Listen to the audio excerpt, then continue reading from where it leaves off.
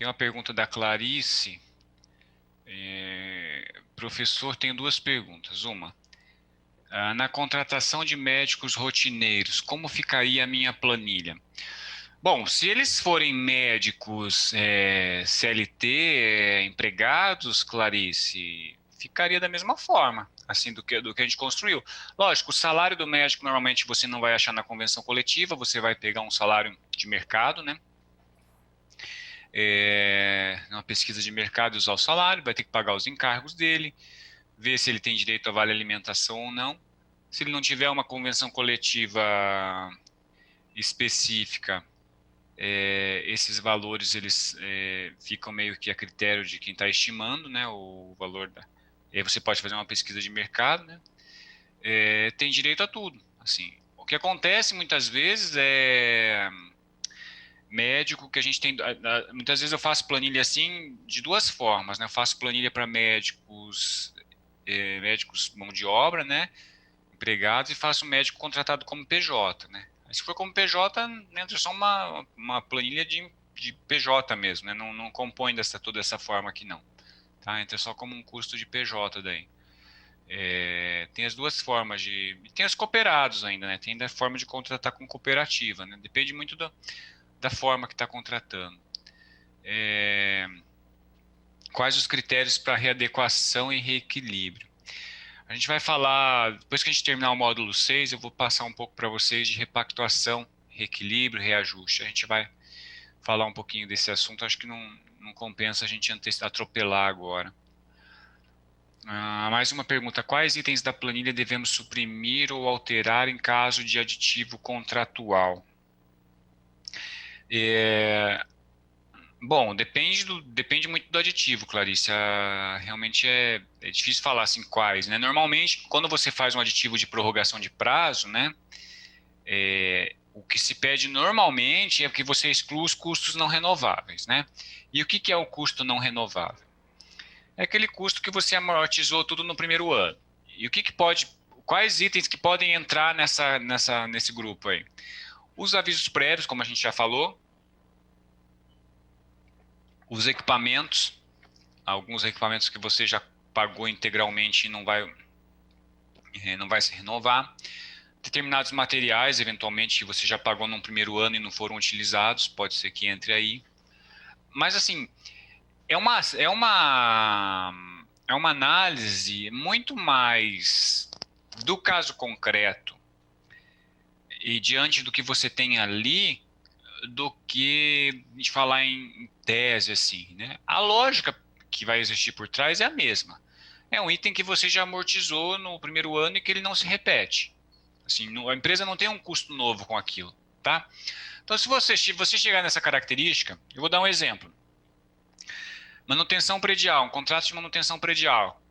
Você já pagou todos os custos de furadeira, lixadeira, esmerilhadeira, enfim, todos esses solda, né? Tudo isso já foi colocado na planilha e você pagou integralmente no primeiro ano. O valor inteiro do equipamento, né? Ora, quando você prorroga o contrato, você vai zerar esses itens, tá?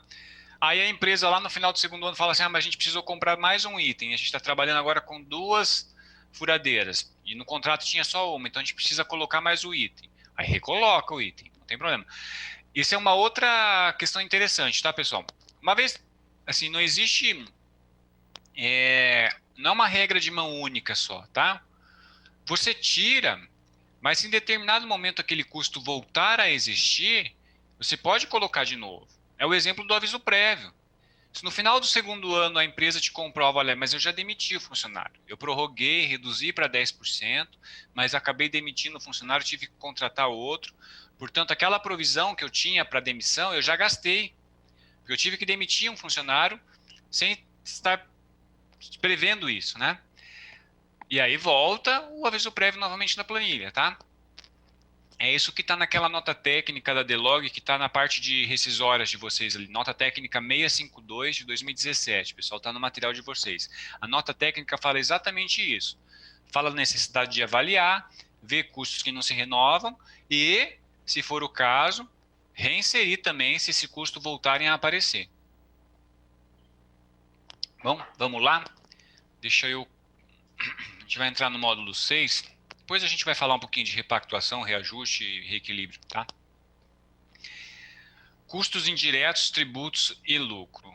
Vocês estão visualizando a minha tela do PPT aí, no PowerPoint, pessoal? Tá vendo? Sim, professor. Uhum. Beleza, beleza, beleza. Então vamos lá. Veja, pessoal, essa tela aí, né? Esse é o módulo, é a carona, né? É o jeitão do módulo 6, né? Custos indiretos, tributos e lucro. Pessoal, o que são os custos indiretos para começar, né? Veja, custos indiretos é tudo aquilo que não está na composição. É tudo aquilo que não foi alocado de alguma forma nos custos diretos, tá? Então você pode ter aí desde o gasto da empresa com a conta de telefone dela, do gasto da empresa com o preposto, do gasto da empresa com gasolina para o carro que ela vai lá fiscalizar para gerir o contrato dela, dos custos do staff da empresa, tudo pessoal vai aí, tá? Custos indiretos, ele basicamente a empresa vai colocar tudo ali, né? Tudo que ela não conseguiu alocar em algum outro módulo da planilha entra como custos indiretos.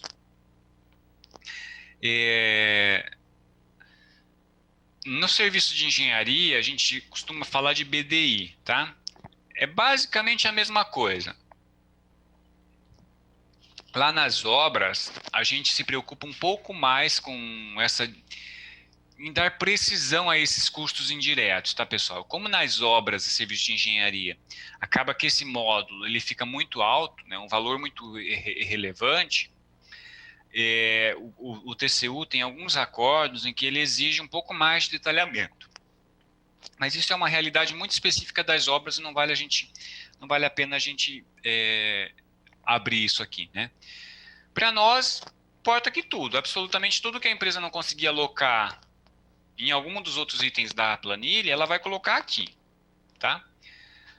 Lucro. Bom, o lucro é o interesse da empresa em prestar o serviço, né? A empresa trabalha para ganhar alguma coisa. E os tributos, pessoal, que estão aí, são os tributos que normalmente incidem no faturamento, tá? PIS, PASEP, COFINS e ISS. Além deste, no caso dos setores desonerados, né, lembre-se que eu falei para vocês da desoneração lá. Pois não, pode falar. Professor, o lucro tem um limite mínimo, máximo? Não, não tem, Sandoval, tá? Não tem. O que às vezes a gente pega, sabe, Sandoval, como às vezes referência, vou até colocar aqui no chat, tem um acordo no TCU que fala acórdão 2622 de 2013 do plenário. É um acórdão de obras, tá? É um acórdão para obras, mas às vezes a gente pode pegar ali, fazer algum tipo de analogia, sabe? E usar em outros contratos, mas não tem. A gente usa o das obras, a gente usa uma nota técnica do STF, que eu vou mostrar agora daqui a pouco também, que tem uns percentuais também de referência.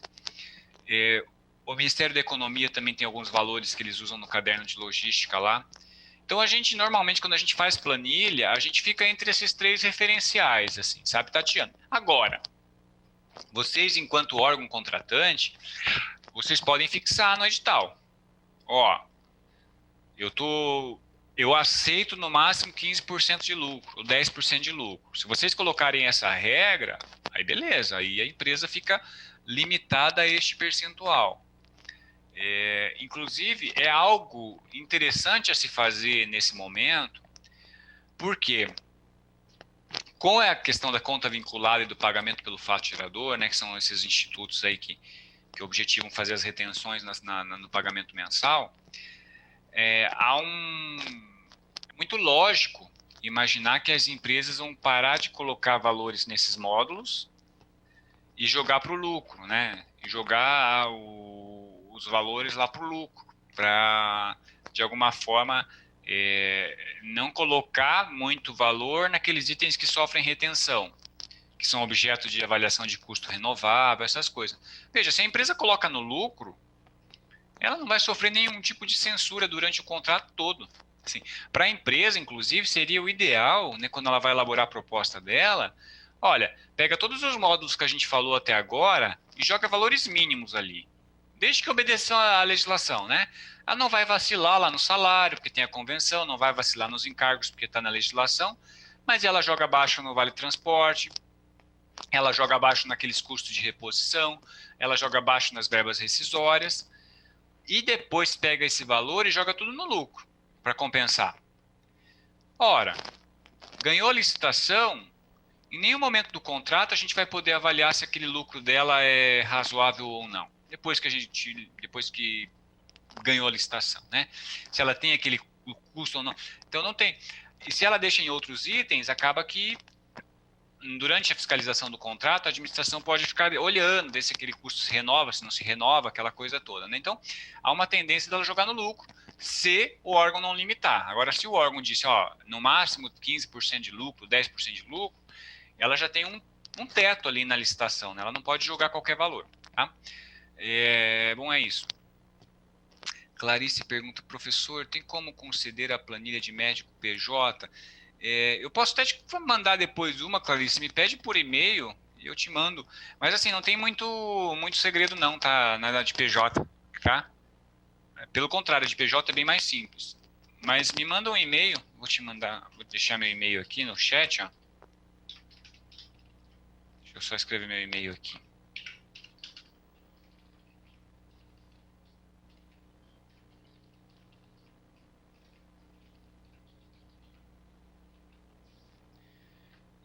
Bom, vamos lá. Professor, qual a sua postura quando a empresa apresenta lucro zero ou negativo? Bom, minha postura não importa muito, Clarice. Eu acho uma tremenda de uma sacanagem, né? E deveríamos desclassificar a empresa, mas falta... A posição do TCU é que o lucro mínimo, o lucro irrisório por si só não conduz à inexequibilidade da proposta. A inexequibilidade a gente avalia pelo valor global, aquela coisa toda, né? Agora, existe uma linha que você pode seguir e que eu acho válida, é a de que se a empresa for optante pelo lucro presumido, o que ela vai pagar de imposto de renda e de contribuição social sobre o lucro líquido é uma alíquota fixa. Essa é a diferença do lucro real para o lucro presumido, aliás, tá, pessoal? No lucro real, a empresa apura o lucro no exercício. Se ela tiver lucro, ela vai pagar uma alíquota sobre o lucro dela, tá? No lucro presumido, como o próprio nome diz, há uma presunção de lucro. Então, a empresa paga uma alíquota sobre o faturamento, né? É uma alíquota menor, uma alíquota nominal menor, e ela já incide sobre o faturamento da empresa. Não precisa esperar a apuração de um lucro para avaliar, para aferir. Então, o que eu vejo alguns advogados usando? Olha, a empresa é lucro presumido. Então, ela já tem ali de cara, eu vou chutar aqui a alíquota, pessoal, 5% de alíquota de imposto de renda, vamos dizer assim, né? Ora, como que ela apresenta o lucro zerado, se daquele lucro ali ela tem que tirar o imposto de renda para pagar? Porque, veja, o módulo 6 da empresa vai vir custos indiretos, depois vai vir o lucro e depois os tributos. Dentre os tributos não está destacado o imposto de renda, porque por conta do próprio TCU não pode estar destacado. O TCU tem uma zanga com isso, não pode, né? Tá ali, os tributos que vão destacados na planilha, pessoal, são esses que estão na tela de vocês agora, ó. ISS, o INSS patronal, se for desonerada. Se não for desonerada, não tem INSS da patronal, a PIS e a COFINS. Só esses. O imposto de renda e a CSLL não entram aqui. Então a empresa tem que tirar do lucro. É como se fosse assim, ó, ela tem um lucro bruto, depois ela paga o imposto de renda e sobra o lucro líquido para ela. É mais ou menos isso. Então como que ela apresenta um lucro zerado, se ela é do lucro presumido, e é sabido que em cima daquele valor da nota, do valor do contrato, ela vai ter que pagar o imposto de renda? Então, ali você consegue evidenciar que a proposta dela é inexequível porque ela não paga nem os tributos dela, tá? Aí eu vejo muitos advogados usando essa linha, sabe? De avaliar a inexequibilidade por aí. Aí, se for esse caso, eu acho que dá para construir e desclassificar a empresa. Tá? Primeiro, eu pedi para ela ajustar, se ela não ajustar, desclassifica. Mas, se não for nessa situação, né, se ela for do lucro real, acho complicado. Só se lucro irrisório eu acho complicado, tá? Bom, vamos lá. Bom, como eu disse antes, as empresas podem ser lucro real, lucro presumido ou simples, né? A gente falou bastante sobre simples quando a gente falou do módulo 2. Veja, o que muda, pessoal, do lucro real para o presumido? As alíquotas da COFINS e do PIS são diferentes. Ó, COFINS 7,6 e 1,65 se for lucro real. E se for lucro presumido, 3,065, respectivamente, né? A diferença é que no lucro presumido as alíquotas são cumulativas, né? As incidências são cumulativas. E no lucro real, ela é não cumulativa. O que significa que muitas vezes a empresa apresenta uma alíquota de 7,6 de COFINS na proposta dela, mas aquela alíquota efetiva dela, que ela paga naquele mês, ela pode ser muito menor do que aquilo. Porque ela faz abatimentos. Ela desconta, por exemplo, os gastos que ela tem com o vale transporte dos funcionários, algum valor de COFINS que ela já pagou numa etapa produtiva anterior. O regime não cumulativo, pessoal, ele funciona da seguinte forma. Quando uma empresa presta um serviço, se ela comprou algum insumo ou algum serviço antes e pagou já a COFINS sobre aquilo, quando ela comprou e contratou, quando ela vai apurar o dela, ela tem direito de se creditar daquilo, né? Dentre outras coisas, ela consegue fazer esse crédito tributariamente, tá? E no regime cumulativo não existe isso, é aquela alíquota e pronto, né? Então, assim, no lucro real, embora a alíquota nominal seja maior, como a gente está vendo aqui, né, 7,6 e 1,65, maior do que no lucro presumido, às vezes, na alíquota efetiva da empresa, ela paga menos, né? Às vezes, não dá nem para dizer de cara que um regime é mais caro do que o outro, né? Normalmente, o lucro real é um regime mais caro, mas tudo depende muito da engenharia ali tributária que a empresa faz, né, e tudo mais, tá? Então, não dá para dizer de antemão assim, falar, ó, uma é mais cara do que o outro, uma é melhor ou pior do que o outro, tá? Não dá para fazer esse tipo de afirmação. Professor, só um minuto. Onde a gente encontra essa informação? É na Receita Federal ou no contrato social da empresa? A empresa já tem que indicar. E aí ela apresenta o que a gente chama de escrituração fiscal digital, né, que é o documento fiscal da empresa, né? E aí nesse documento já vem a opção dela pelo regime e já vem também a alíquota efetiva da empresa, tá? E nesse documento, EFD, escrituração fiscal digital, que é o documento que ela apresenta para a Receita Federal. Quando ela apresenta a proposta dela, vocês já pedem para ela mandar junto também a escrituração, beleza?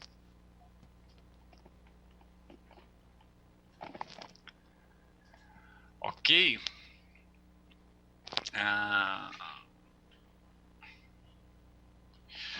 Tiago, neste documento consta as alíquotas da empresa, como é que chama? Escrituração digital fiscal? Escrituração fiscal digital, EFD. EFD. E de escola, F de faca, D de dado. Tá. Aí nele já vem as questões dos percentuais, porque a gente tem deparado aqui com muitas licitações que eles estão colocando assim, tudo enquanto é alíquota, não tem critério, assim, diz que como ela faz compensações, aí ela está colocando o valor assim, que ela quer, sem nenhum lastro. Agora, se eu pedir esse documento, escrituração fiscal digital, ele vai me dar esse diferencial, porque lá consta, então, esses alíquotas. Isso, consta a alíquota efetiva, né? A Laís lembrou aqui no chat uma coisa assim, importante, né? Na orientação do Ministério da Economia, que se peça, né, que ela apresente a alíquota efetiva média dela dos últimos 12 meses, né, para demonstrar que o valor que ela está propondo ali é coerente com essa realidade dela, né? Eu só tenho um pouco de ressalvas em relação a isso, porque tem muita gente se apegando a essa alíquota como algo assim... Que veja, pessoal, linkado com esse comentário da Sônia, né, que as empresas apresentam valores quaisquer, sem muito lastro, sem se preocupar, né? Acontece mesmo. O que a gente tem que fazer? Tomar cuidado. Pede para a empresa comprovar de alguma forma, né? Às vezes você não precisa nem saber que documento é esse, né? Mas você já escreve lá no teu edital, olha, a empresa deverá comprovar a alíquota efetiva média dela dos últimos meses. E aí a empresa vai ter que mandar esse documento que comprove, né? E por que isso é importante? Para ver se a empresa não está simplesmente jogando qualquer valor. Mas veja, não é necessário, eu acho que precisa ter um pouco de maturidade aqui. Não é necessário que a alíquota efetiva da empresa, pelos meses seguintes, continue sendo aquela. Assim, até porque não vai continuar, vai ficar oscilando. E o fiscal de contrato não tem que ficar indo lá atrás de xeretar na vida tributária da empresa para saber se a alíquota dela diminuiu e ela está ganhando mais do que devia, ou se aumentou. Então, assim, a gente faz essa verificação para dizer, para aferir minimamente se a proposta da empresa é coerente. Mas isso não quer dizer que a gente vai ter que ter obrigação de, depois, na gestão do contrato, ficar controlando esse tipo de coisa, né? Porque a realidade tributária é da empresa, assim, né? Se a alíquota dela aumentou, diminuiu por conta dessas oscilações que são naturais, né? Não é problema nosso, tá? E eu vejo muito fiscal de contrato fazendo um cara crachá mensal, assim, anual, das alíquotas da empresa. Aumentou a alíquota, aumenta a planilha do contrato, repactua para aumentar o contrato. Diminui a alíquota, repactua para diminuir o contrato. Uma besteira, porque não existe normativo nenhum que diga que um contrato administrativo tem que ser gerido dessa forma, que é como se fosse assim um repositório de custos da empresa. Então, o custo da empresa aumenta, a gente aumenta o contrato. O custo da empresa diminui, a gente diminui o contrato. Isso não é contrato, né? Isso seria como se fosse um suprimento de fundos com a empresa, né? A gente fica suprindo os custos da empresa, né? Então, é isso. E seguindo aqui, a empresa que... A gente já falou isso na primeira aula, né? A empresa que realiza cessão ou locação de mão de obra, né, ela não pode se beneficiar do regime simples na contratação, tá? Então, a gente falou, isso tem impactos tanto no módulo 2, tá? Que a gente falou dos encargos, quanto aqui no módulo 6 dos tributos. Por quê? Porque a empresa pode ser do simples, então ela tem direito a pagar uma alíquota única, mas se ela fizer cessão de mão de obra, ela vai ter que apresentar a planilha como se fosse de outro regime aqui, porque ela não pode se beneficiar.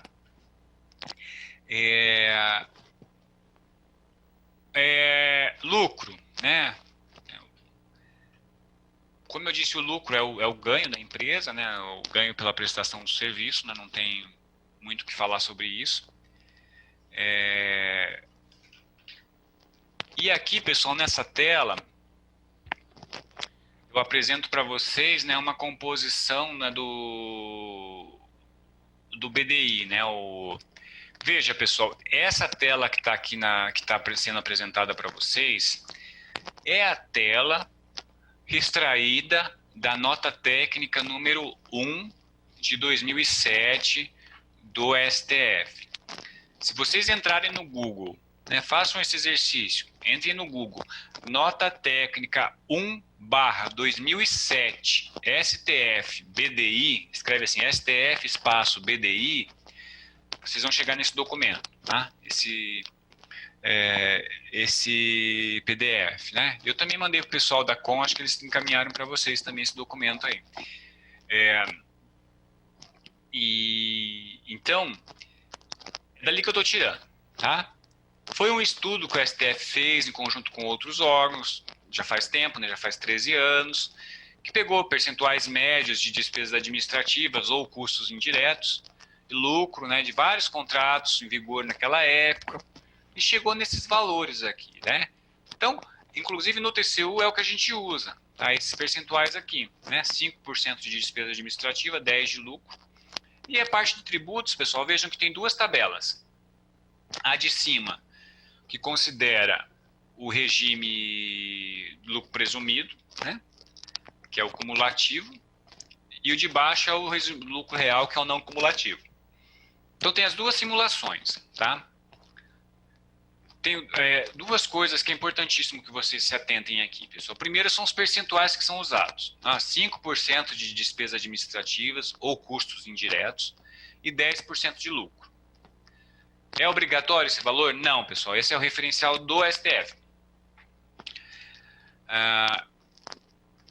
E outra coisa que é importante que vocês notem, a forma de cálculo, pessoal. A fórmula faz toda a diferença, né? Olhem essa fórmula que está do lado direito. Quando a gente fizer o exercício daqui a pouco, quando chegar lá no módulo 6, eu vou mostrar um jeito de calcular isso aqui em planilha, que é um pouco diferente do que está aqui. Mas essa fórmula aqui, vocês vão lembrar que eu vou falar para vocês, olha, voltem lá no PowerPoint, pega aquela fórmula que está lá, e vamos usar isso aqui para checar, para ver se a nossa conta está certa. Porque a gente tem que lembrar dessa representação matemática que está aqui. E o que a gente tem que lembrar? Pessoal, tributação vai embaixo. Olhem para a fórmula e vejam onde que está o tributo ali. 1 menos 8,65% ali, embaixo na fração. Mesma coisa no segundo exemplo que usa as alíquotas do lucro presumido, né? Tem 1 menos 14,25%, embaixo da fração. O que isso significa matematicamente, pessoal? Que eu calculo o tributo por dentro da nota, vamos dizer assim. Para quem é contabilista, vai saber muito melhor do que eu. Eu tenho que calcular por dentro da nota porque é assim que se apura tributo. É como se a gente pegasse o seguinte, pessoal. Quando o fiscal de tributos, né, a Receita Federal ou a Receita Estadual vai calcular o valor do ICMS de uma nota, ou o valor do ISS.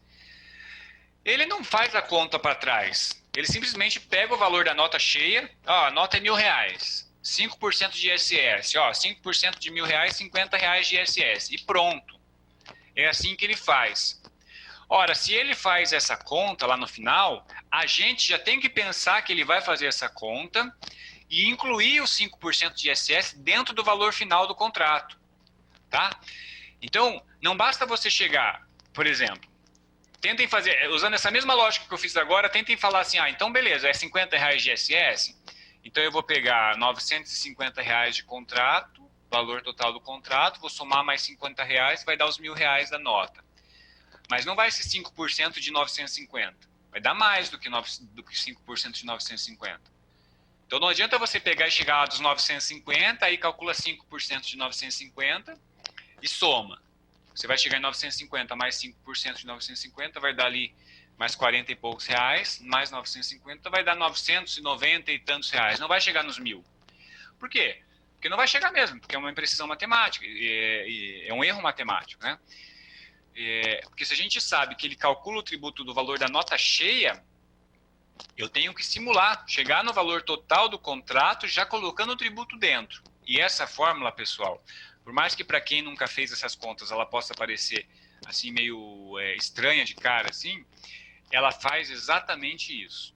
E ela faz exatamente isso na medida que ela coloca o tributo embaixo da fração, tá?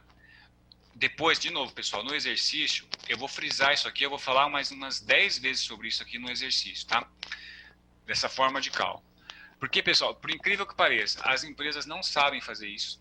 Eles mandam a proposta, eles pegam o valor total dos custos, aí aplica 10% de tributo sobre aquilo e jogam o valor total, como se aquilo fosse correto. Não é, tá? Pouquíssimas pessoas fazem o cálculo corretamente, tá bom? Bom, mas vamos lá, então vamos para o exercício. Então, vamos lá, pessoal, exercício 5. calcular os módulos 1 a 6 para um posto de servente de manutenção predial, 44 horas, segunda a sexta, com direito a 30% de periculosidade. Considerando as seguintes informações. O salário base eu dei o RAT, eu dei o FAP, eu dei o vale alimentação, eu dei o vale transporte. Falei aqui de conjunto de uniformes. Falei dos equipamentos, custos indiretos, tributos e lucro, também falei. Pessoal, vamos lá. Então, esse exercício, pessoal, ele é completo. Vai do módulo 1 até o 6. A gente vai chegar na planilha inteira. Agora, detalhe aqui. Deixa eu ter um chat aqui. Tá. Só enviei. Beleza. Os módulos 3 e 4, pessoal, calculem igualzinho do exercício anterior. Use os mesmos critérios. Tempo lá de aviso prévio, os percentuais de afastamento lá, igualzinho do exercício anterior, tá? Em percentual, tá? Módulos 3 e 4 é para vocês simplesmente usarem os mesmos percentuais de lá. Calcula a depreciação dos equipamentos. O regime tributário eu dei aqui também, falei dos custos indiretos de 5%, lucro 10%. Como é lucro presumido, usar as alíquotas de PIS 3%, COFINS 0,65%, né? É o que está no material de vocês. ISS eu dei 5% também. Acredito que é só isso que vocês precisam de informação para fazer o exercício, tá, pessoal? Eu vou dar aqui um tempinho para vocês, dar uns 10 minutos para vocês aí. 5h10 a gente volta, tá, pessoal? Se alguém tiver alguma dúvida, é só me chamar aqui, tá?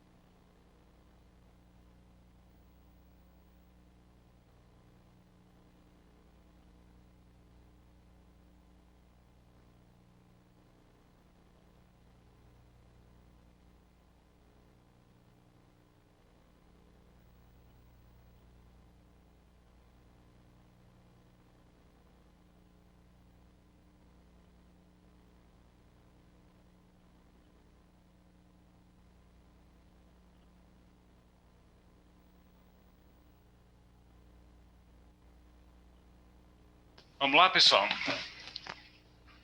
Vamos retornar aqui.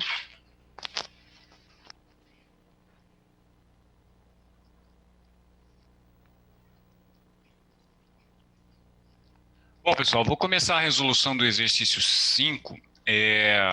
E aí, se vocês tiverem alguma dúvida, né, ou algum valor de vocês que não bateu com o meu, por favor, se manifestem, né? Eu não consigo ver vocês aqui, é difícil eu saber se vocês estão concordando ou estão perdidos. Se vocês, por favor, se ficarem em alguma parte do exercício parado, não entenderam alguma coisa, me parem. E eu prefiro até que se vocês puderem abrir o microfone e falar, porque às vezes vocês mandam no chat e eu não vejo aqui imediatamente, aí fica meio... eu vou ver só mais tarde, né? E acaba que às vezes perde o timing. Então vamos lá. O exercício fala que o salário base do jardineiro é de R$ 1.300. Jardineiro não, é manutenção predial, né? Oficial de manutenção predial. Periculosidade é 30%, então 1.300 mais 30% de 1.300 vai dar 390, 1.690 de remuneração. Módulo 2.1, pessoal, não tem segredo nenhum aqui, é só repetir o que a gente já fez, né? Conforme vocês vão fazendo, pessoal, vocês vão pegando tarimba na planilha, e aí não tem dificuldade nenhuma. O RAT é 3 vezes 0,5 de FAP, não sei se foi esse que o exercício falou mesmo, 3 e 0,5, isso, foi isso que o exercício disse. Transporte, 4,50, está aderente ao exercício também, deixa eu só lembrar. 4,50 vezes 22, vezes 2, menos 6% do salário base. Vale alimentação, R$ 23,00, vezes 22 dias, vezes 80%, porque desconta 20% do valor, tá? Acho que é isso. Deixa eu pensar se está faltando alguma coisa. Não, era só isso mesmo de benefício. Ô, Tiago, volta para mim no módulo 1. Claro. Deixa eu ver se eu fiz. Ah, tá. 2. Aí, ó. Tranquilo. Beleza. Agora foi pro outro. 2 aqui. Bateu. Uhum. Vamos pro 3. Provisão para rescisão. A gente tem o aviso prévio indenizado. E a mesma coisa, 5%, negócio 5%, vezes 1/12. Dá o 0,417. Incidência do FGTS, eu vou apagar para fazer de novo com vocês. Incidência do FGTS é 8% vezes a célula de cima. Aqui a multa do FGTS vai ser 5% vezes 40%, que é a alíquota da multa, vezes 8%, que é a alíquota do fundo. Aviso prévio trabalhado vai ser 100% dos funcionários, vezes 7 dividido por 30, vezes 1/12.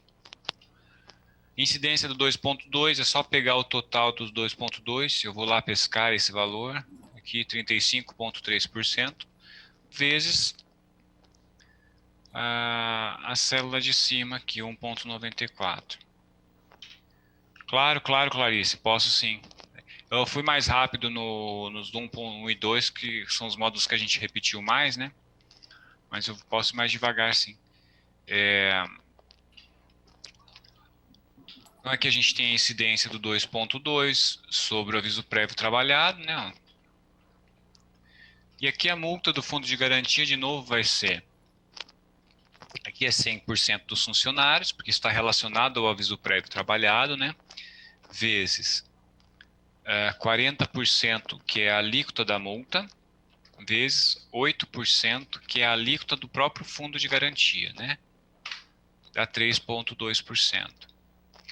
E vejam, pessoal, aqui, ó, eu vou até pintar de cor diferente, porque como é a última vez que a gente vai falar disso nesse curso, não quero que vocês fiquem com dúvida. Eu até coloquei os comentários aqui do lado, ó. Atenção, base de cálculo da multa é a soma do módulo 1 com o submódulo 2.1 sem a incidência dos encargos. Então, vejam. É como se eu pegasse aqui, ó. A base de cálculo da multa vai ser a soma do módulo 1. Quanto que é o módulo 1?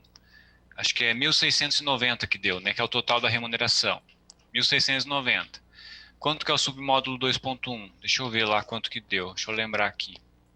Ó, módulo 2.1 aqui, ó, sem a incidência, tá dando R$ 187. Eu pego esses dois valores, vou somar aqui, ó, soma esses dois valores, total dá 1.877. Essa é a base de cálculo da multa. Então, só para vocês fazerem um teste, ó, aqui está 0,160%. Né? Então, é só você pegar os 1.877 vezes o 0,160%, tem que dar os R$ 3 que está aqui na célula amarelinha. Ó, tá? Então, só lembrar de fazer isso, desse detalhe na base de cálculo, tá, pessoal? Não esqueçam. Ok? Tudo bem, Clarice? Ficou algum ponto aqui? Tem algum ponto que ficou para trás, Clarice? Por favor.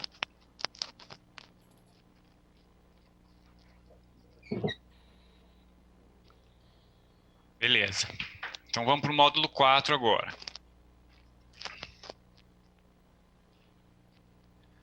Módulo 4 é o módulo do custo de reposição, pessoal. Então, a primeira coisa que a gente tem aqui é a remuneração. A gente vai formar o custo do substituto. O custo do substituto vai ser a remuneração mensal, é só copiar o valor do módulo 1. O módulo 2 inteiro. Depois eu acrescento as férias, lembre-se do 1/12, né? Vou fazer de novo aqui. Esse 190 eu vou fazer de novo só para ficar claro. O que é esse 190, pessoal? Vai ser igual 1/12 vezes a remuneração, que é 1.690, mais os encargos, que eu tenho que ver quanto que deu aqui no módulo 2 os encargos. 35,3%. Vai ser mais esse valor vezes isso aqui. Opa. Tiago, o meu tá dando uma diferencinha. Onde, Sônia? Ai, eu tô achando, eu tô com a impressão. Quanto que deu o seu vale transporte? Eu volto lá. É só um pouquinho. Volta lá. O meu tá dando uma diferença pouca, mas tá dando. E não é de arredondamento. Aqui. Quanto que Tá deu o teu dando transporte? quanto? O meu deu transporte. 98, porque aqui a gente calcula sobre o salário base. Quanto que você usou de vale transporte? Mais 4,50. 4,50 Vezes quantos dias? vezes 22, não foi? Não, Vezes 2, que aí de volta, deu 198, né? vezes 22. Deu. Não, Por que não? não tá dando 198, não. Não, ainda não fiz o 4 desconto. vezes. Agora eu vou fazer o desconto. Ah, tá. Porque o 6%, que é em cima do salário base, Então, né? 6% vezes... É 1.300 salário base, né? É. Deu 78. Aí O meu 198. tá dando 98.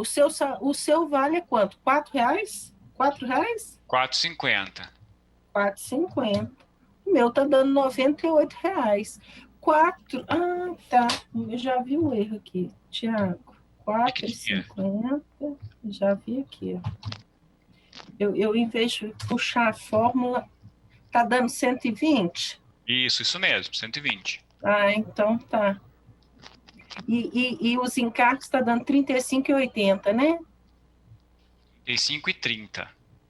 Ah, e 30? Peraí, então aonde que a gente tá? Então também tô com erro aí. É 20, 2,5, 2, 1,5. Não, 1,5. 1,5. Ah, é 1,5 aqui. Porque é 3 de RAT vezes 0,5 de FAP. Ah, tá. 3,5 vezes... É 3 vezes 0,5, né? Vezes 0,5. Beleza. Então tá. Aí você fez o desconto aí no seu? O quê? Você fez o desconto Desconto do quê? do Vale Transporte. E sim, aí deu 120. Ah, tá. Isso, então tá. Deu 120. Tá, Então fechou. beleza. Agora deu certo. Ah, aí no módulo Então, tá, 4... desculpa, viu? Imagina, é para isso mesmo. Então, aqui no módulo 4, pessoal, o acréscimo das férias com incidência de 2,2, depois desconta o vale transporte e o vale alimentação juntos, né? E depois soma o módulo 3, né? A planilha de vocês deve estar amarrada já, tá? Mas é importante vocês não esquecerem da lógica aqui, tá? Então, a base de cálculo do substituto vai dar R$ 2.846. Lembra que o salário, a remuneração dele é 1.690, né?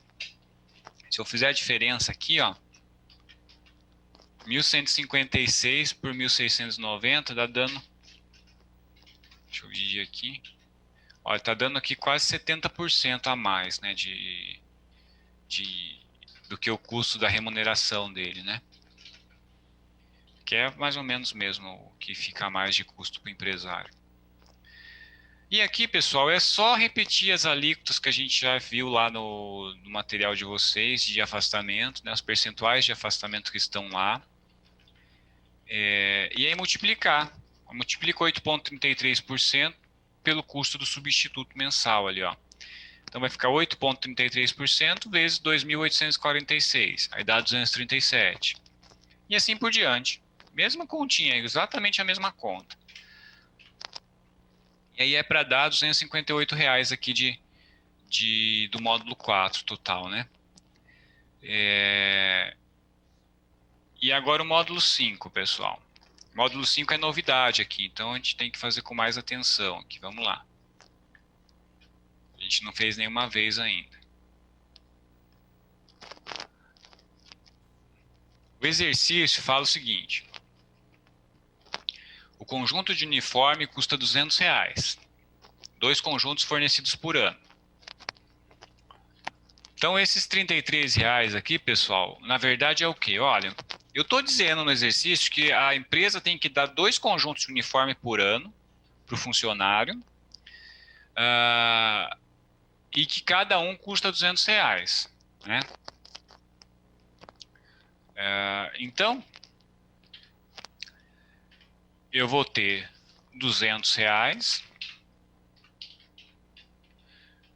Vou ter R$ 200 vezes 2, que eu tenho que fornecer 2 conjuntos, e vou dividir isso em 12 meses, vezes 1/12.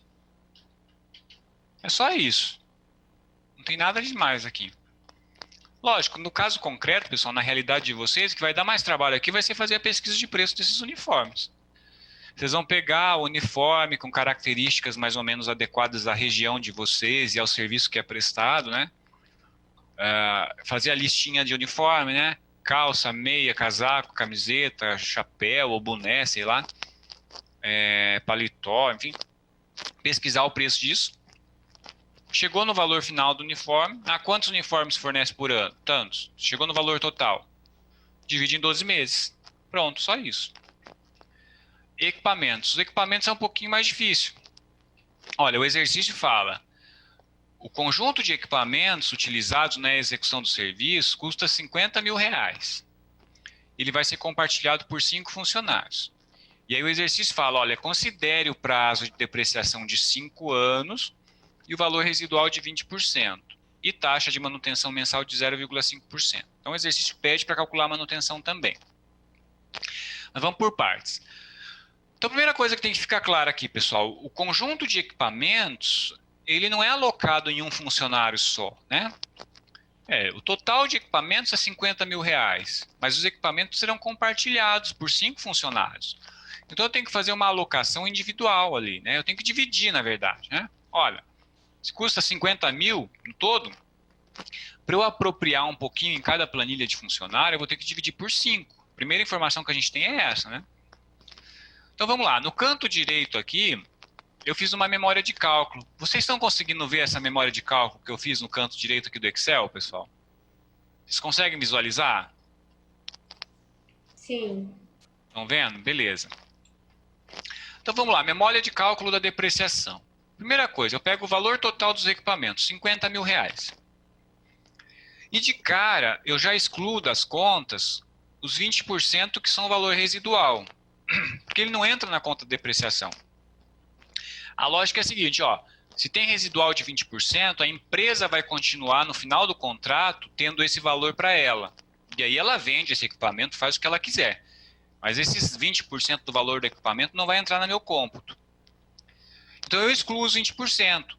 Mantenho só os 40 mil que eu vou depreciar, que são os 80%, né? O restante. Olha, prazo de depreciação, 60 meses. Eu divido 40 mil por 60. Olha, eu tenho 40 mil de equipamentos para depreciar em 60 meses. Quer dizer que eu vou gastar esse equipamento em 60 meses, né? No final de 60 meses, aqueles 40 mil não serão nada. Bom, se eu vou depreciar 40 mil em 60 meses, o valor mensal de depreciação é R$ 666,67. 40 mil dividido por 60. Mas esse é o valor mensal de depreciação no global. Olha, eu vou apropriar quanto para cada funcionário? 1/5 disso. Porque eu disse no exercício que esses equipamentos vão ser compartilhados por 5 funcionários. Então, na planilha de cada funcionário vai R$ 133 ali. Juntando os 5, eu vou chegar nos 666. Ok, pessoal? Alguém não entendeu as contas da depreciação? No caso, eu não teria que pegar esses 183 e dividir pelos 5 funcionários, não? Não, porque já está dividindo antes ali, Sônia. A memória de Olha, cálculo... você dividiu, olha, 50 mil, você já colocou 60 e chegou no 133. Tá, não, mas olha no 666 ali. O pulo que eu dei... Tá. Eu dividi aí ali ali você já dividiu, tá? E eu dividi por 5. Tá? Entendi. Aí, pois eu fiz a mesma coisa para manutenção, pessoal, olha. Só que o critério de precificação da manutenção é o seguinte, é só 0,5% do valor do equipamento, valor mensal, né? Então, o valor do equipamento é 50 mil, manutenção mensal, 0,5% disso, vai dar R$ 250.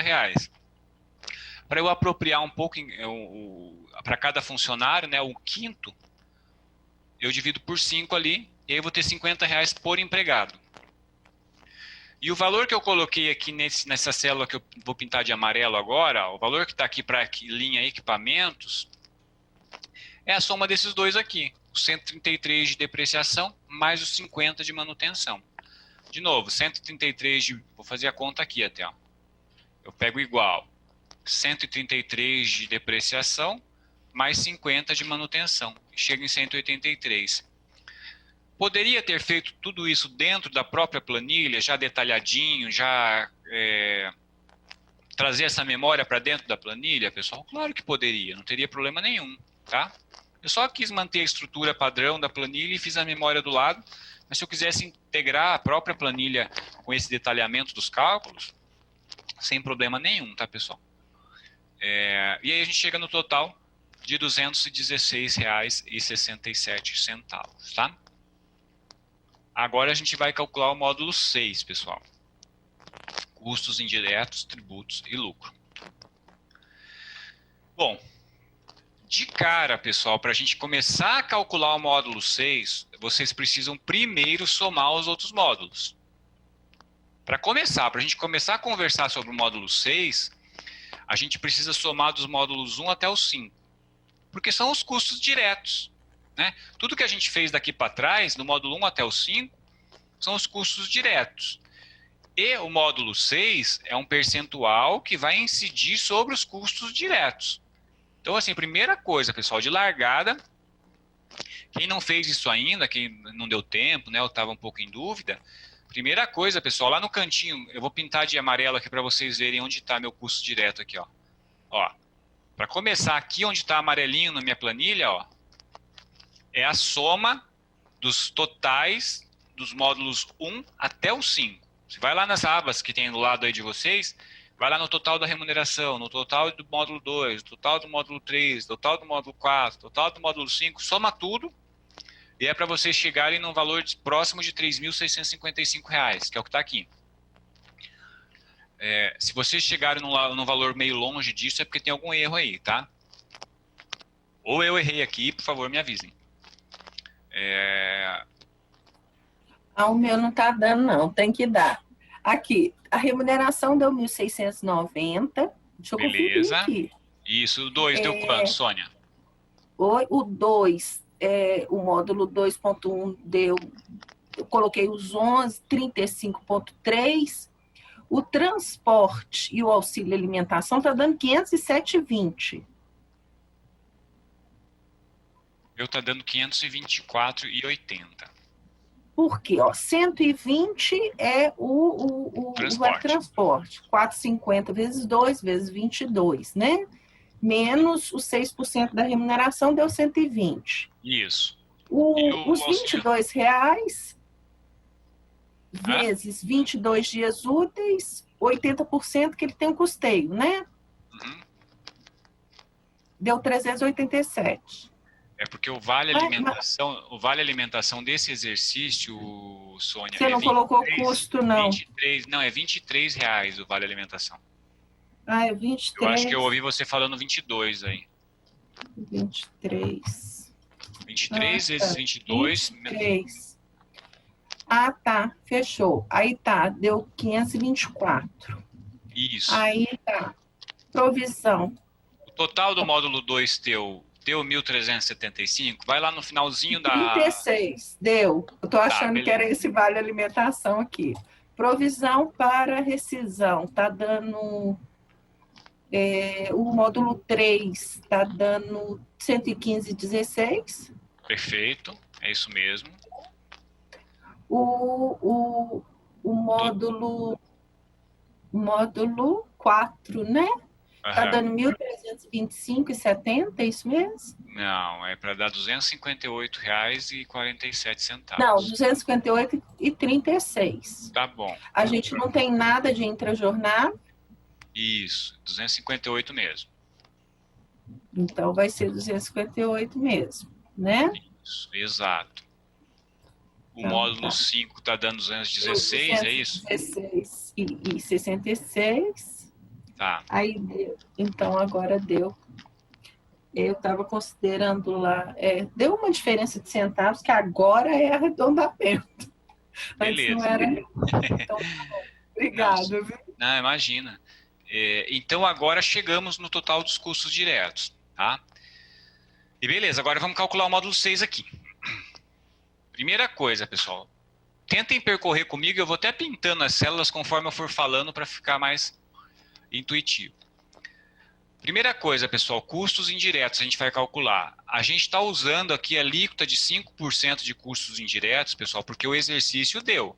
Eu falei no exercício lá no comando, na letra E, ó, usa custo indireto 5%. Então é 5% de custos indiretos vezes 3.655, ó. É esse camarada aqui vezes os 3.655, tá? Deixa eu só... Acho que vai ficar mais claro se eu fizer assim. Ó, o 182 que está aqui do lado na minha planilha é 5% vezes 3.655. Ok? Bom, aí eu pego o 182, que eu estou pintando de azul, e somo com os 3.655. E aí eu chego em 3.838, que é o laranja, tá? Ó, vou dar um F2 aqui, ó, para vocês verem. Os 3.838 que estão na minha planilha é 3.655 mais R$182, tá? Que é custos indiretos mais custos diretos. E agora eu aplico o lucro. Agora eu pego os 10% de lucro aqui, ó. Põe em verde, né? Que são as verdinhas. 10% vezes o que, pessoal? Vezes os 3.838. Tá de verde também. 10% vezes 3.838. E vai dar os R$383 que estão ali. Tá? E aí eu somo os R$383 com os 3.838. Tá?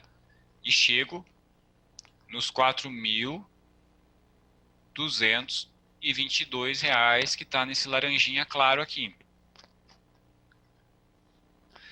Pessoal, e agora nesse momento é que a gente calcula os tributos, tá? Até aí foi fácil. Eu simplesmente pego o valor, aplico uma alíquota sobre esse valor, né? Multiplico e depois somo.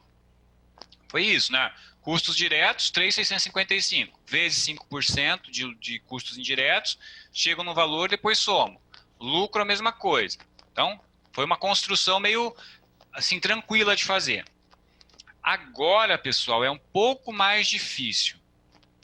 Por quê? Se eu tivesse um quadro aqui, pudesse riscar, ficaria mais fácil explicar. Porque agora eu pego um valor, pessoal, e divido, eu vou colocar o tributo no lado de baixo da fração. Então, vamos lá, eu vou tentar explicar no passo a passo. Eu vou apagar os 399 que estão aqui na minha planilha para eu fazer junto com vocês. Como é que eu calculo o valor dos tributos? Eu pego, primeiro, o total até ali, os 4.222, divido por 1 menos o total de tributos, que é 8,65%, fecho parênteses, e depois eu multiplico pela própria alíquota dos tributos, pelos D8 de novo. E aí eu chego nos 399. Pessoal, eu vou voltar aqui e vou apagar. Se eu fizer só isso aqui, ó, só o que vocês conseguem ver a fórmula que está na célula ali? Fica legível para vocês? Aqui para mim, sim. Fica legível? Tá. Se eu fizer, pessoal, se eu parar por aí, ó, do jeito que está essa fórmula, se eu parar por aí, eu tenho eu tenho o preço de venda. Eu tenho o preço total da planilha. Eu teria ali os R$ 4.622. Tá vendo esses R$ 4.622 que estão aqui embaixo, ó, onde eu passo o mouse? Se eu parar a conta do jeito que está aqui, eu chego nos R$ 4.622, que é o preço de venda. Vê? Vou dar um Enter. R$ 4.622. Como eu quero aqui o valor do tributo, eu pego o preço de venda vezes o próprio alíquota de tributo, tá? Por que a gente faz isso aqui, pessoal? Vou explicar de novo. Porque quando o cara for cobrar tributo, né, quando ele for emitir a nota e o fiscal de renda for cobrar o ISS, coisa e tal, ele vai querer pegar esses 4.622 aqui, ó, que é o total da nota, e simplesmente multiplicar pela alíquota de tributos. Ah, eu tenho então 8,65 de tributos. Quanto que eu tenho que destacar da nota para fazer para pagar? Retenção. Ele só vai fazer isso aqui. Multiplicar um pelo outro. 399. Tá vendo que bateu? Vou pintar da mesma cor as duas células só para vocês verem que bateu. Vou pintar de roxo aqui. Tá vendo? Ó, 399 aqui, 399 aqui.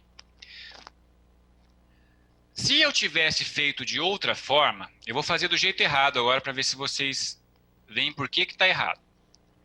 Se eu tivesse feito de outra forma, se eu tivesse pego, ó, vamos tentar fazer igual a gente tinha feito para calcular lucro e os próprios custos indiretos, né? Eu pego, então, 4.222, pego os 4.222, multiplico pelos 8,65%, tenho R$ 365 de tributos. E aí, somando os tributos com o que eu já tinha, eu chego no preço da nota de R$ 4.587. Vamos supor que fosse essa aqui a minha conta, né? Então eu tenho R$ 4.587,60 de valor final da nota. Aí,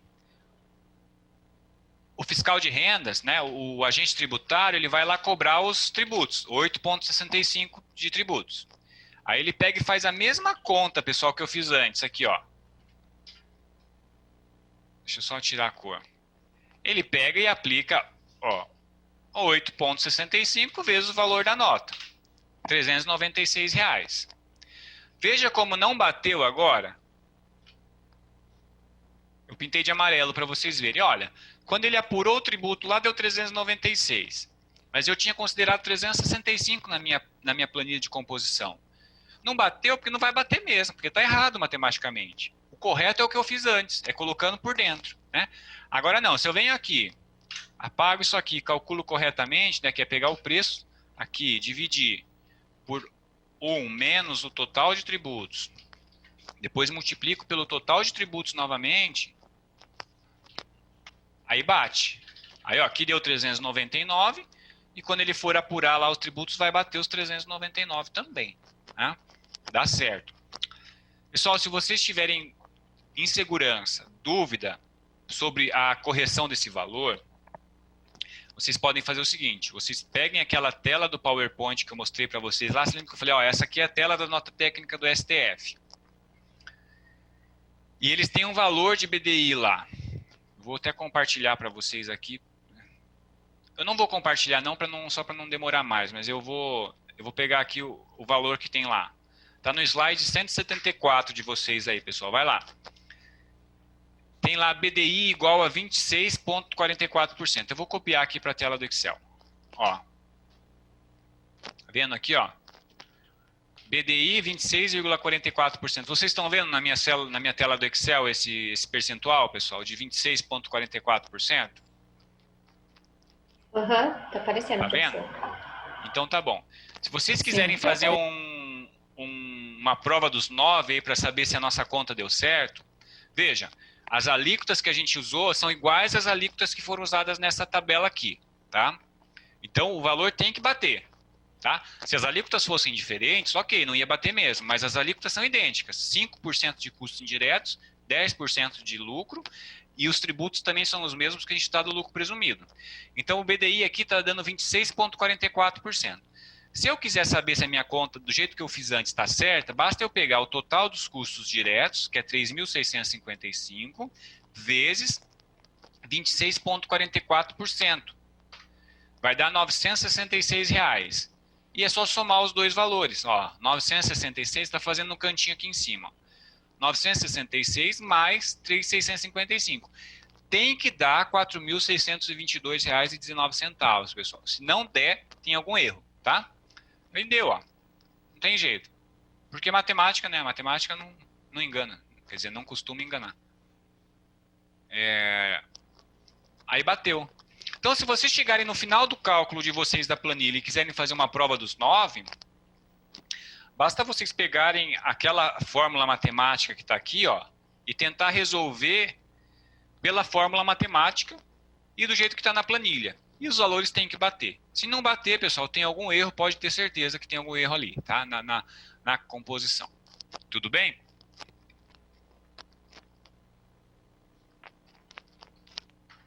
Pessoal, alguém não entendeu? Alguém não entendeu alguma coisa dessa composição aqui?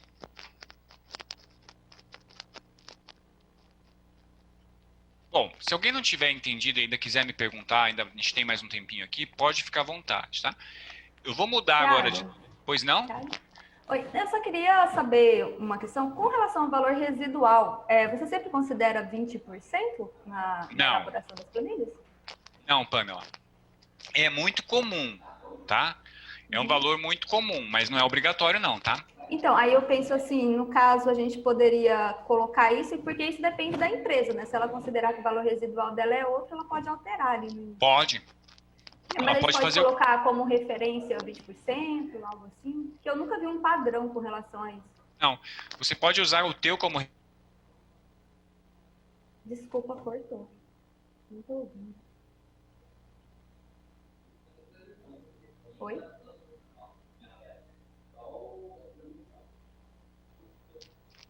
Oi? Não tem nenhum tipo de vinculação. Inclusive, pessoal, é possível que a empresa cote valores bem baixos ali. Todos estão me ouvindo, pessoal? É que eu recebi uma mensagem de conexão instável aqui. Tá ok o som? Não, tô ouvindo. Tô ouvindo. Tá. É possível que a empresa te apresente uma composição totalmente diferente, com valores bem baixos, e simplesmente diga para você, olha, eu já tenho esses equipamentos tudo no meu parque de máquinas, já são mais velhos, eu não tenho mais custo nenhum com eles, eu só tenho um custo de manutenção, eu não preciso cotar nada de depreciação, porque eles já estão depreciados. Enfim, você vai ter que acatar, porque você não tem muito como dizer para a empresa que isso é impossível, né? Lógico, tem situações que talvez isso vai beirar o absurdo, né? Depende muito da tua configuração de equipamentos, mas isso é uma situação possível e legítima de acontecer, tá? Mas eu posso exigir equipamentos novos, já que eu estou disposta a pagar por eles? Porque pode, isso que mas eu estou falando, ele zerando a planilha, né? Ele zera lá a depreciação da planilha, que ele fala que ele tem os cacos dele lá. Mas se eu exigir coisa nova, ele tem que dar coisa nova, né? Certo. Mas aí, Sônia, você vai ter que se justificar internamente. Não é você na planilha, né? Quem está fazendo o TR, né? Por que você quer coisa nova? Assim, né? Por que tem que ser novo? Né? Aí é uma questão de justificativas internas, né? Por exemplo, se eu for fazer uma contratação... Eu tenho que colocar já isso no TR? Sim, se você for exigir que o veículo seja novo, por exemplo, se você está contratando um serviço de motorista com veículo, aí você fala para a empresa, olha, mas seus veículos têm que ter no máximo 3 anos de uso. Né? Aí você vai ter que dizer por quê. Né? E aí, de fato, a empresa não vai poder dizer que não tem mais depreciação, porque o veículo é dela, velho. Não, pô, teu veículo tem que ser com 3 anos de uso, então você vai ter que colocar alguma depreciação para ele aqui. Né? Então, é essa a lógica. A justificativa não é para a empresa depois. A justificativa é mais para você internamente, porque quando você exige uma coisa nova, muito provavelmente isso vai encarecer a contratação, né? E você tem que acabar justificando internamente. Por que você quer esse negócio novo se o usado poderia satisfazer? Né? Eu estou dando um exemplo, né? Não estou dizendo que não pode exigir. Lógico que pode, né? Mas agora, deixa eu te falar. Nesse primeiro jeito de calcular a depreciação, eu posso fazer diferente no segundo ano, tendo em vista que o equipamento já não é mais novo? Por exemplo, o cálculo que foi feito dos 20%, no primeiro cálculo, dividindo por 12 meses, eu estou deduzindo que o equipamento é novo, zerado. No segundo ano, ele já não é mais novo, e eu já paguei 20% em cima dele. Se eu não vou continuar com o mesmo cálculo, o cálculo é diferente, não, porque o equipamento já não é mais aquele equipamento novo no mercado. É outro, é usado já. Eu continuo com esse mesmo cálculo? Continua, Sônia. Primeiro tem duas razões, né? Porque o equipamento é o mesmo, assim, o equipamento continua sendo o mesmo. Então a empresa comprou ele, porque se a empresa, pensa na lógica ao inverso, se a empresa soubesse que você fosse mudar a planilha no segundo ano, ela não teria adotado esse critério de depreciação ao longo de, sei lá, 5 anos e tudo mais, né? Então, o que não pode é você mudar o critério no segundo ano. Eu sei que no segundo ano esse equipamento não tem mais o mesmo valor e tudo mais, mas o critério de diluição já foi nesse prazo maior, assim, sabe? Então, não vejo como razoável você ir lá e mudar o valor do equipamento, sabe? Eu normalmente sempre fico na dúvida por causa disso, porque quando vai repactuar, às vezes eu fico pensando assim, mas quando eu fiz para um equipamento novo, um equipamento zerado, e calculei esse valor, os 20% em cima de um equipamento zerado. Só que no segundo ano esse equipamento já não é mais novo. Eu não poderia mudar, não. Sim, mas é que o critério o critério foi depreciação em não sei quantos meses, né? Se você baixar o valor porque o valor dele já mudou, né? Você acaba meio que invalidando o critério do ano anterior, assim, sabe? Senão a empresa não teria usado esse critério para depreciar, né? Entendi. Eu vejo aí assim. Não pode mudar. Não pode mudar. O ideal é sempre usar prazos mais alongados, Sônia, que daí você afasta também críticas de controle, né? Porque assim, do ponto de vista da administração pública, esse raciocínio que você fez, ele é inteligível, né? É muito, eu não diria que é provável, mas é razoável entender que uma auditoria interna, um controle pode fazer esse mesmo raciocínio, né? Então, quando você usa prazos de diluição de depreciação mais longos, você acaba diminuindo o risco desse tipo de pensamento, né? Porque a pessoa, o equipamento da empresa, ele só usou um critério de diluição lá, enfim. Eu penso dessa forma. A gente nunca mexe lá no TCU, nessa parte de se usou depreciação, nós usamos lá 8 anos, né? Como eu disse aqui Thiago, no material de vocês. Oi, Thiago? Então, a gente nunca mexe nas repactuações no valor do equipamento, tá? Pode falar, Pamela. Tiago, eu não sei se contribuiria para essa Sônia, desculpa, para a dúvida da Sônia, mas é porque a depreciação ela é um conceito contábil e ela incide sobre o custo histórico, por isso que não há essa alteração. Então, quando a empresa vai fazer a contabilidade dela, ela tem que fazer a depreciação com base no custo histórico, que ele não muda, entendeu? É por conta disso. Entendi, Pamela. Entendi. Bacana. Obrigado, Pamela, pela contribuição. Valeu. Então vamos lá, pessoal. Eu queria falar um pouquinho de repactuação para vocês aqui. Deixa eu compartilhar aqui o material. Vamos lá, pessoal. Em relação à repactuação, reajuste e reequilíbrio, acho importante a gente de saída aqui, primeiro só separar as coisas, né, para ficar bem claro. Reequilíbrio, pessoal, é extraordinário. Não precisa estar no edital, não precisa estar no TR, e o reequilíbrio, vocês podem chamar, alguns podem chamar de revisão, de recomposição, enfim, o nome, às vezes o pessoal não usa com muita precisão, né? Mas é aquilo que é extraordinário. Ou seja, o contrato está rodando, aí choveu demais, teve greve de caminhoneiro, teve coronavírus, teve crise do petróleo, aumentou o preço dos combustíveis. Tudo que é extraordinário pode gerar um pedido de reequilíbrio, tá? E nem precisa estar previsto no contrato, porque a 8666, lá no artigo 65, ela coloca que tem direito ao reequilíbrio tudo aquilo que acontecer e causar um desequilíbrio entre os deveres da empresa e os recebíveis dela, né? E isso é diferente dos institutos tradicionais que a gente tem de recomposição, que são aqueles que a gente, o feijão com arroz que a gente coloca no contrato. São reajuste e repactuação. Que é o que eu coloco do lado direito aqui. Eu divido, reajustamento previsto no edital, a gente pode dividir entre reajuste e repactuação. Pessoal, reajuste é o mais simples. É índice, é muito fácil. Assim, é você dizer no teu termo de referência, no teu contrato, que olha, esse contrato será reajustado com base no Índice Nacional de Construção Civil, né, ou com base no IPCA, com base no, sei lá, no índice da Getúlio Vargas, lá dos aluguéis. E aí, passado um ano, né, a gente tem o princípio da anualidade, né, que a gente tem que observar por causa da lei lá do Plano Real. Deu um ano da data da proposta, a empresa tem direito ao reajuste. E lembrem bem do que eu falei, pessoal, é da data da proposta. Isso está aqui no material também, depois vocês vão poder acessar. Então, não é da data da assinatura do contrato, não é da data da convenção coletiva, não é da data, não é nenhuma outra data, é da data da proposta. O que acontece, pessoal, é que no pregão, que a gente usa em 95% das licitações hoje em dia, o pregão, né? Essa data da proposta a gente considera a data da sessão, tá? Então, assim, não é que sempre vai ser a data da sessão, mas é que no pregão eletrônico, né, no pregão presencial também, é a data da sessão de lances.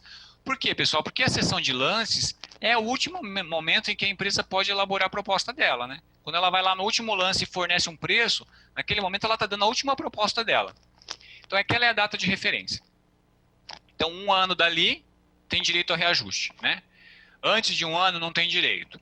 Ah, Tiago, mas se ela pedir algum acréscimo antes de um ano, é reequilíbrio, tá? Ele tem que avaliar se entra nas regras de reequilíbrio, tá? Se ali existem os motivos, se existe algo excepcional, extraordinário, que justifique um reequilíbrio, tá? Ok.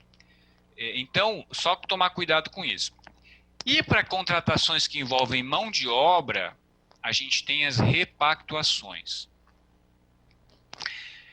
Que, pessoal, com perdão da palavra, é um saco, né? Eu não sei quem foi que inventou isso aqui, né? Pode ser que os objetivos deles tenham sido o melhor de todos, né? O mais, mas a gente até se questiona se isso foi uma boa ou não, se a gente não deveria voltar para o reajuste para contrato com mão de obra, porque dá tanto polêmica, tanto problema, repactuação, que é de se questionar realmente se não era melhor no mundo dos reajustes, né? Se não era melhor quando a gente só reajustava com o índice e pronto, né? Vamos lá.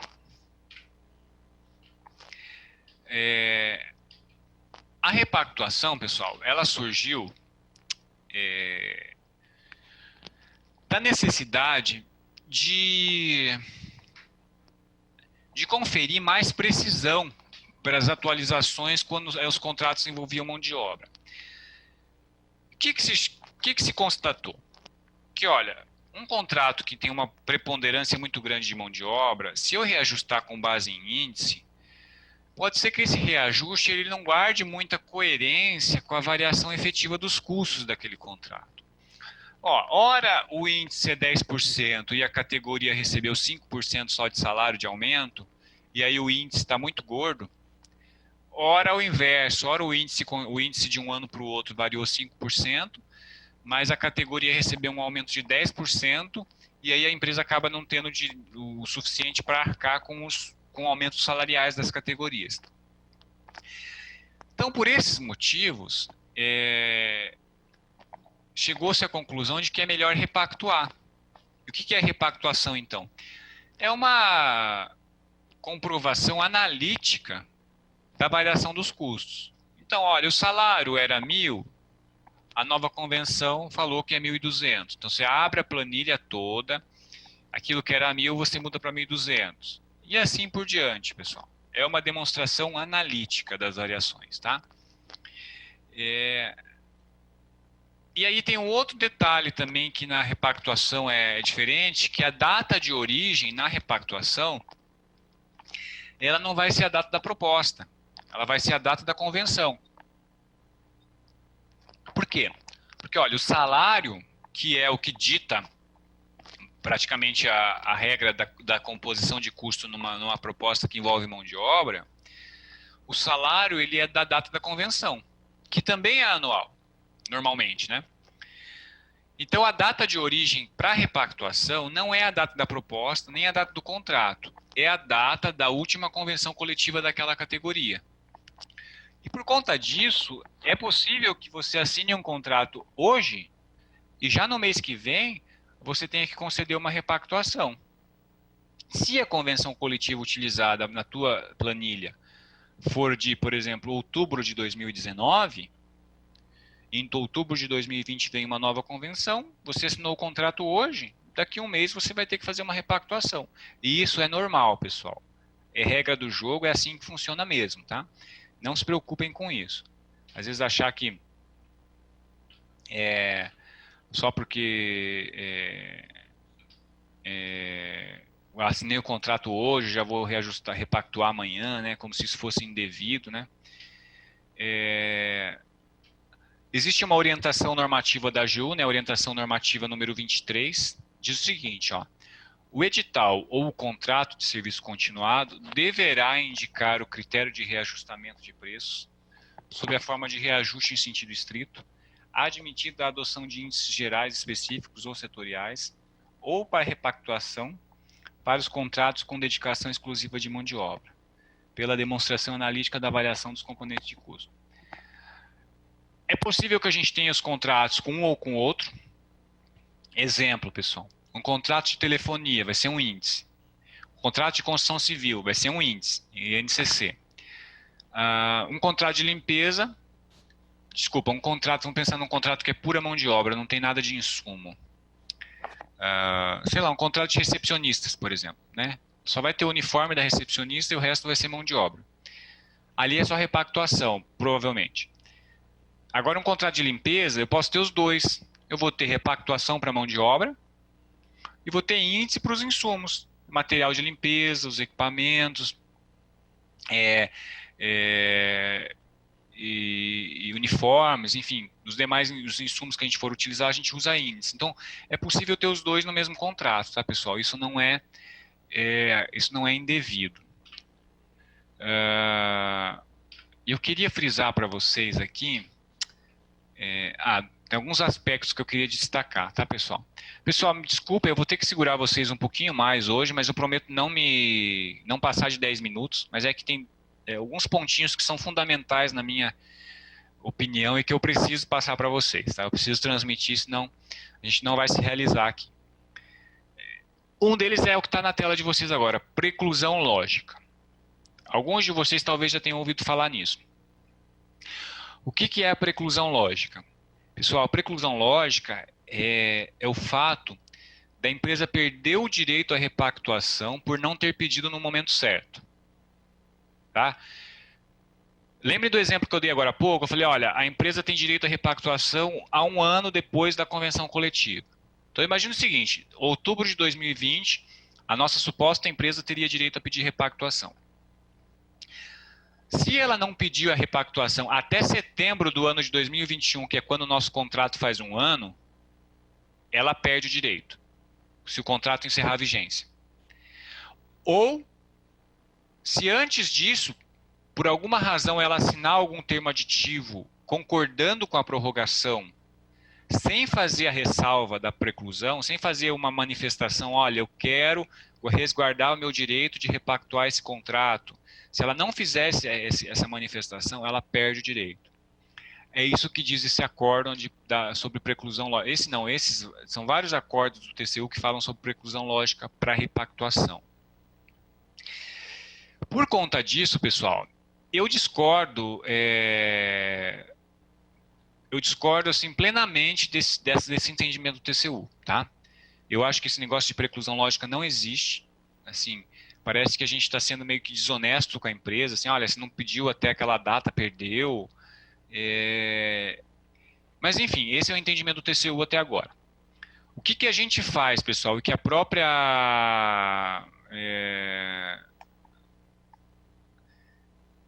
IN fala da obrigatoriedade do fiscal verificar se a empresa tem direito à repactuação, né? Lá no tribunal, o que a gente faz? Quando a gente vai pedir para a empresa se manifestar se ela quer prorrogar um contrato, a gente já pede para ela, ó, manifesta o teu direito à repactuação aqui, né? Ó, você tem direito, você tem o interesse de resguardar o teu interesse para repactuação, né? O teu direito de repactuação. E daí ela só dá um sim ali, pessoal. O único trabalho dela é preencher com um sim ali, mais nada. E ela resguarda o direito dela, depois a gente instrui o processo de repactuação. E ela não perde o direito dela, a gente acaba sendo honesto com ela, falando para ela que ela tem o direito, né? Então esse eu acho o comportamento mais assertivo a ser praticado pelos órgãos. Tem muito gestor que é burocrata e acha que a empresa tem muita gente que demoniza as empresas, né? Que acha que a empresa já ganha muito dinheiro, que não tem que ficar ajudando ela. Eu acho besteira isso, né? Eu acho que a empresa tem que ganhar dinheiro mesmo, desde que seja honesta, desde que seja o justo pelo que foi combinado, né? Então, assim, eu sempre que possível digo para a empresa, você tem direito para evitar a preclusão, pessoal. Porque depois a gente vai dizer que precluiu, a empresa vai de um judiciário, porque ela vai querer o direito dela, enfim. E aí vai. E tem outro ponto que eu queria falar com vocês. Deixa eu só passar aqui.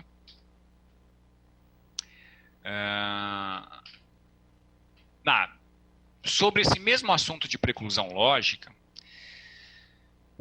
eu queria abordar um ponto que é para reajuste. Veja, esse entendimento do TCU, pessoal, ele é válido para repactuação. Para reajuste, existe um parecer da AGU, que é mais recente, inclusive, que os acordos do TCU, que eles defendem a não existência de preclusão lógica para reajuste. Tá? Isso está detalhado nesse parecer, pessoal, que eu não vou ler todos os slides, né, porque a gente não dá tempo. Mas ele fala o seguinte, olha, não tem nada na lei dizendo que a empresa tem que pedir o reajuste em um ano. Então não existe esse lance de preclusão. O que existe, na verdade, é a prescrição do direito do particular em face da fazenda pública, que entra na regra comum da lei do processo administrativo lá, 9784. Que é de 5 anos. Então, o que o parecer fala é o seguinte, olha, não existe preclusão, a empresa tem o direito dela conservado por 5 anos, desde o momento em que nasceu o direito, e entra na regra da prescrição, lá na vala comum. Esse é o entendimento do parecer, pessoal, e eu concordo com ele. Tá? Só que o parecer ele fala especificamente de reajuste. Tá? Então, hoje em dia, se eu estivesse atuando na repactuação e nos reajustes, eu me orientaria pelo parecer se for reajuste, não tem preclusão, e se fosse repactuação, eu ainda me orientaria pelos acordos do TCU. Tá? Na essência, pessoal, o reajuste e repactuação são a mesma coisa. Eles mudam na forma como são calculados. Mas mesmo assim, como um comportamento acho que mais seguro para vocês, eu me comportaria dessa forma, fazendo essa diferenciação. Embora, como eu disse, na essência os dois são iguais, os dois deveriam seguir a mesma lógica, né? Eu quero dizer com isso é que se há preclusão para um, deveria haver para o outro. Se não há para um, não deveria haver para o outro, porque os dois são instrumentos análogos, né? E para a gente caminhar aqui para o final, tem mais um detalhe que eu não queria deixar passar. Deixa eu ver aqui. Aqui, pessoal. Acho que a Elaine, eu falei com a Elaine no primeiro dia de aula, que eu até falei assim, olha, quando a gente for falar de repactuação, a gente vai falar disso. Mudanças de alíquotas tributárias versus reequilíbrio, né? Tem uma orientação recente da AGU, pessoal, que fala o seguinte, ó. A exclusão do regime tributário do Simples Nacional, por ato voluntário da contratada, ou por superação dos limites de receita anual, de que trata o artigo 30 da Lei Complementar 123, não enseja o direito ao reequilíbrio econômico-financeiro do contrato. Lembra que eu falei? As empresas, pessoal, principalmente a do Simples, elas participam com uma alíquota e depois essas alíquotas variam para mais e para menos. E às vezes ela perde enquadramento porque passa o faturamento do limite.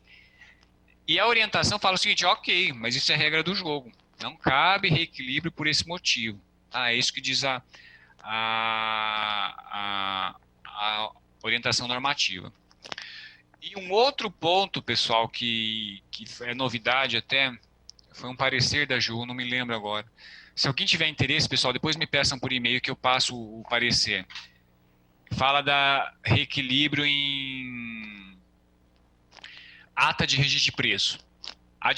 Reajuste em ata de registro de preço. A ata de registro de preço não se reajusta, pessoal. A ata não se reajusta. A ata não. Ata é uma ata, pessoal. É um documento. Imagina uma ata de uma reunião. É igual, né? A reunião foi feita, a licitação foi feita e foi registrado em ata um valor para aquele produto, para aquele serviço. Se depois, quando a gente vai contratar esse serviço, teve uma mudança de valor, seja porque passou um ano da proposta, seja porque teve um desequilíbrio mesmo, né? Um fato extraordinário, o contrato decorrente da ata, ele pode ser reajustado, ele pode ser reequilibrado, né? Ele pode sofrer, você pode fazer uma reflexão e atualizar o valor no contrato e não na ata. A ata a ata é um documento morto, pessoal. Pensem nisso. Não é um contrato, não é um documento vivo igual um contrato que passa por intercorrências, sofre alterações. A ata não, a ata é um registro, tá? Então, cuidado com isso. Como o contrato também em ordem de fornecimento, nota de empenho? Também. Se você for fazer isso, você faz na ordem de empenho, faz uma análise antes de empenhar, né, da mudança do valor, mas a ata em si você não mexe. Deixa ela lá com o valor dela registrado. Quando você for fazer uma demanda daquilo ali, você avalia se é o caso de reajustar ou não, e na própria demanda você já faz essas alterações, assim, tá? Deixa eu responder só uma pergunta da Eliette aqui.